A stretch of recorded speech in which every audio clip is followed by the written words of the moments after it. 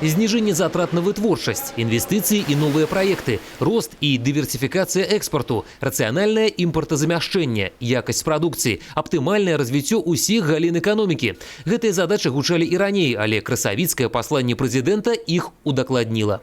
Новое было в том, что были более четко расставлены акценты, что необходимо делать именно в этом году.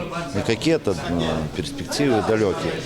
Ну и это очень важно, потому что, конечно, значит, то, что определяется в социально-экономическом развитии страны, оно, естественно, также присутствовало, и президент говорил, но некоторые моменты были очень важные, на которые он обратил особое внимание. І ў першую чаргу гэта занятасць насельніцтва. У Брэскай вобласці упэўнены, з вырашэннем справяцца.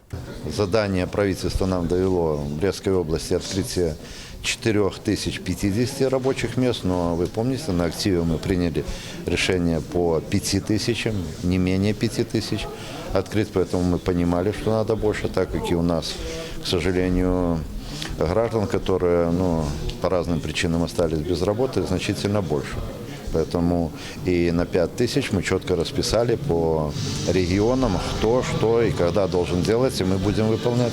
Поэтому не менее 5000 будет в Брестской области, поэтому я уверен, что 50 000 будет открыто новых рабочих мест в республике. Потому что это основная задача.